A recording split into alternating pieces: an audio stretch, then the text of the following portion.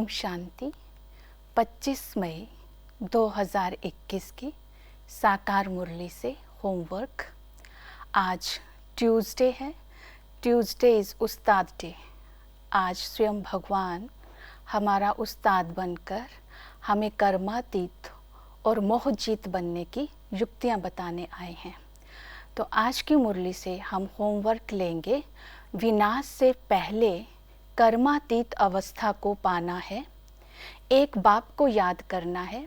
याद से ही विकर्म विनाश होते हैं। आत्मा का किचड़ा निकल जाता है, आत्मा सतो प्रधान बन जाती है तो शरीर छोड़ देती है। तो कर्मातीत अवस्था किसे कहते हैं? बंधन मुक्त, योग युक्त, जीवन मुक्त।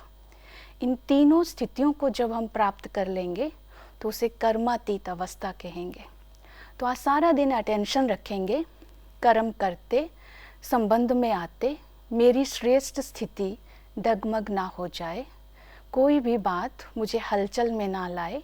लक्ष्य रखेंगे एक रस रहने का। योग युक्त अर्थात स्वभाव में मुझे निर्मल शीतल रहना है, मन मुझे अपना निर्मल रखना है और कर्म से मुझे सबको सुख देना है। तो निर्मल, शीतल और सुखदायी, ये तीन बातों का आज अटेंशन देंगे। तीसरा है जीवन मुक्त अर्थात सत्यता की स्टेज। इसके लिए न्यारापन पर अटेंशन देंगे। संबंध में आते अंदर से न्यारे रहना है। दूसरा आज अटेंशन देंगे स्थिति को शक्तिशाली रखना है। तीसरा अटेंशन देंगे शक्तिशाली होने के साथ साथ मुझे अपने आप को दूसरों से प्रभाव मुक्त भी रखना है। तो इन बातों का आज हम अटेंशन देंगे कर्मातीत बनने के लिए। दूसरा है मोहजीत बनना है। तो बाबा हमें आप समान मोहजीत बनाने आए हैं। तो बाबा ने कहा और संग तोड़, मुझ एक संग जोड़ना है। मीन्स इसके लिए विधि बताई। देह को देखते देह को नहीं देखो, संबंधों से बुद्धि योग निकालो, अपने को आत्मा निश्चय करो और मुझे याद करो। याद से ही विकर्म विनाश होंगे और नष्टो मोहा बनेंगे। दूसरी विधि नष्टो मोहा बनने की बाबा ने बताई। सारा दिन आज हम प्रैक्टिस करेंगे, मैं अविनाशी रूहानी यात्री हूँ। तो साकारी सो निराकारी का अभ्यास करेंगे। तीसरा आज विधि बताई बाबा ने कि छोटे बड़े सभी वानप्रस्थी है, अब घर चलना है।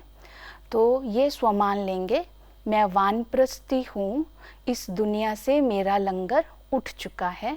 तो किसी से भी मोह या आकर्षण नहीं होगा।